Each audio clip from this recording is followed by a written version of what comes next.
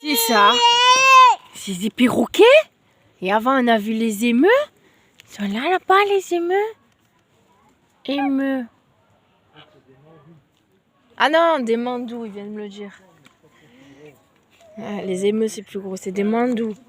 Et là, c'est des perroquets, Lia. Tu les vois? Est-ce que tu les vois?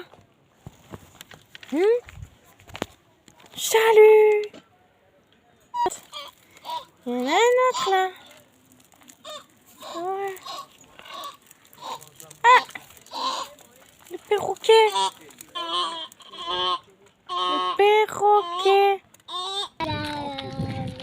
Ce qu'on a vu d'en haut, on le voit là tout près. Les flamants roses. Tu dis quoi? Tu dis plus rien, Elia? On a fait la photo d'en haut. Les flamants roses. Là, on avait fait la photo avec papy. On est venu avec papy, Samuel, mamie, et papa, maman. Ah ouais? Tout ça, tu dis? Tout ça? Ouais. Est-ce que tu vois, Elia? Bon, il y a les cigognes. C'est des femelles. Parce que les mâles, ils doivent avoir des cornes, non? Ouais, les mâles, ils ont des grandes cornes. Ça, c'est des femelles. Ça, c'est de la volière. Est-ce que tu vois des grands coudous? Il a dit Valérien, il a regardé le plan. Il a regardé le plan des grands coudous. Il n'y a pas de avec des cornes, hein? Les coudous.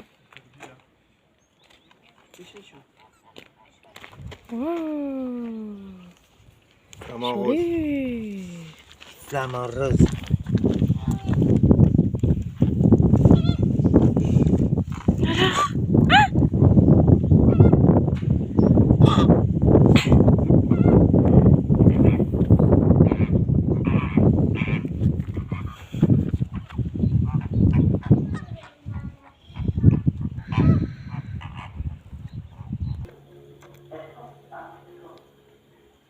Il faut savoir qu'en Afrique, il y a 4 espèces de girafes différentes et il y en a 2 d'entre elles qui ont plusieurs sous-espèces, 2 et 3 respectivement.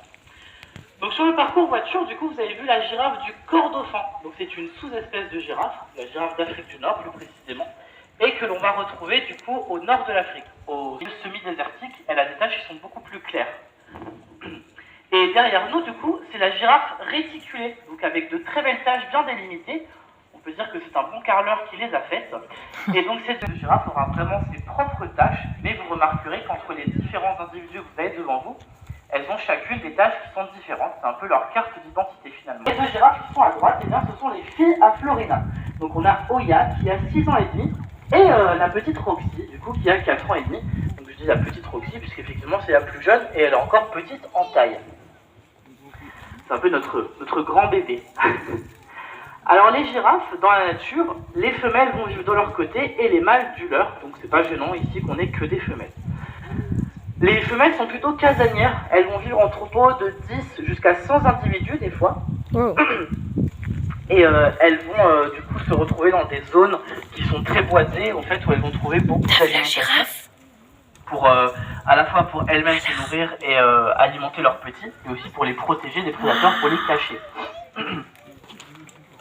Les mâles, eux, ils ont un peu plus la bougeotte, c'est un peu plus des nomades. Vous aurez une différence entre les jeunes, qui eux vont encore vivre en groupe, mais en groupe que de mâles, ce qu'on appelle un bachelor, jusqu'à l'âge d'une dizaine d'années. Donc en fait, lorsqu'ils vont sortir du troupeau vers l'âge de 2 à 3 ans, eh bien, ils vont aller vivre dans des petits groupes de garçons pour se protéger des prédateurs et surtout s'entraîner à la bagarre.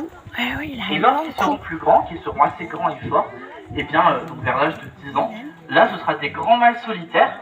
Et du coup, leur seul souci, ça va être de s'accoupler avec des femelles. Donc, pas d'autre souci, sauf s'il y a déjà un autre mâle qui est présent.